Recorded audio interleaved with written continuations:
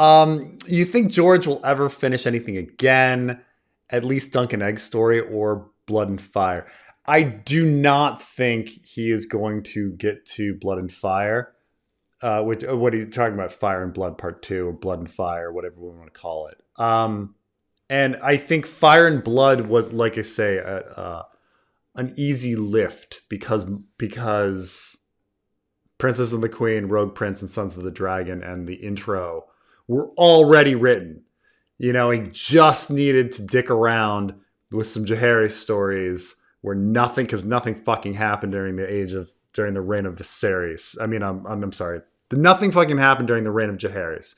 So all George had to do was invent a bunch of children and have them do random shit. Like, that's all he did. Like, he got to world build. I think world building is easier than keeping track of your characters and having them act, you know.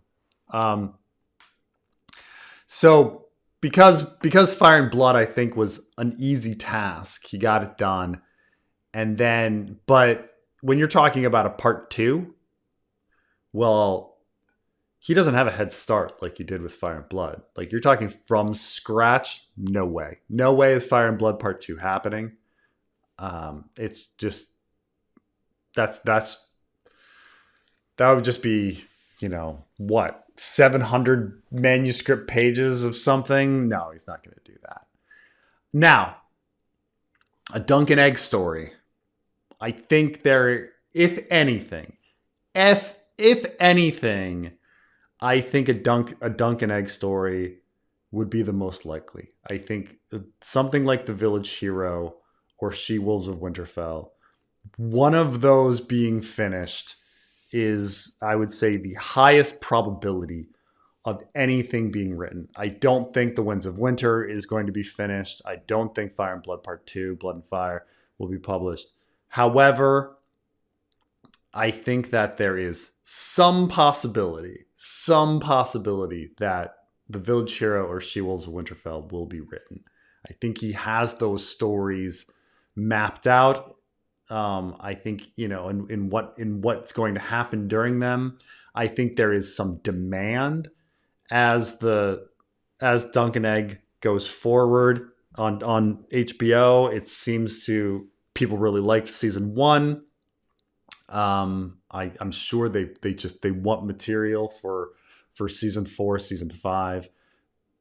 I mean, they'll probably settle for an outline, but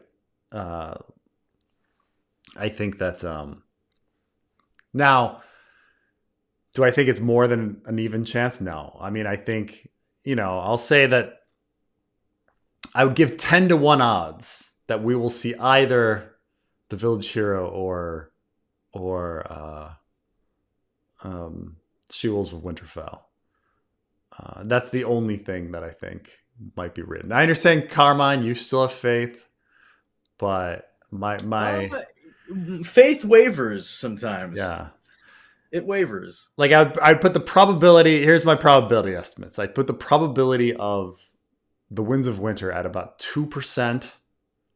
God damn. I put The Village Hero or the She-Wolves of Winterfell at about between 10 and 15%. You know, so I think, let me get this straight. You have a higher chance of getting eaten by a shark than we do getting Winds of Winter. Holy fuck!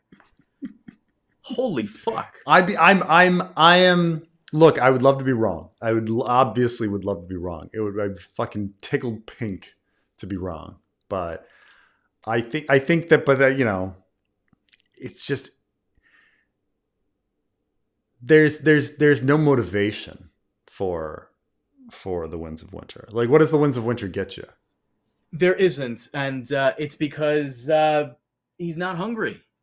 Right. He doesn't have to be. But it's also like when you're also faced up against the wall of A Dream of Spring after that. Like, what's your motivation? Like, Game of Thrones is out. It's done. It was adapted. So what's the motivation? You know, because even if you get Winds of Winter out, people are still going to be like, fuck, you know. The motivation is your legacy. But you're definitely not getting the last one. So what's the difference between failing to finish 2 books versus 1? You're still failing. Sure, I mean, but again, at least you're trying. You know, Frank I Herbert before know, he but passed, like he was trying. Like, it doesn't seem like we're getting any trying over here. You know, like I don't. What are I you gonna get do? it. But it's kind of like, I don't know. I mean, if you've already decided you're going to quit the marathon and you're on mile 20, what's the point of going to mile 21? You know, if you've already decided that you're going to quit, like why? You know, The effort. I can respect someone that puts in effort and then still fails. I can't respect someone who quits because, you know, again, it's about the effort. It's about like going at it and giving it a I get shot, even it. though. You know, he's living his best life, man. He Is he? Is he? I don't know. I guess he's got his We don't know what he's bar. He's got doing, his is he? train. He's got his train and his bar. Um, got to be some.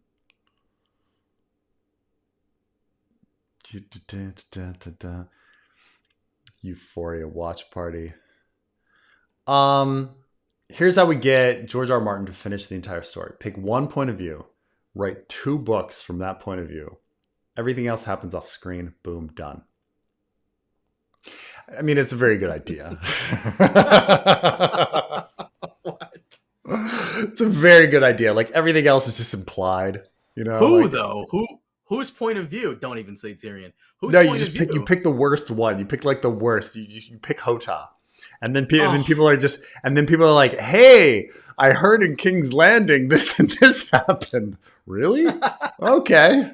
Hey, I heard people are marching through the neck towards Harrenhal. Okay, you know, like something like that."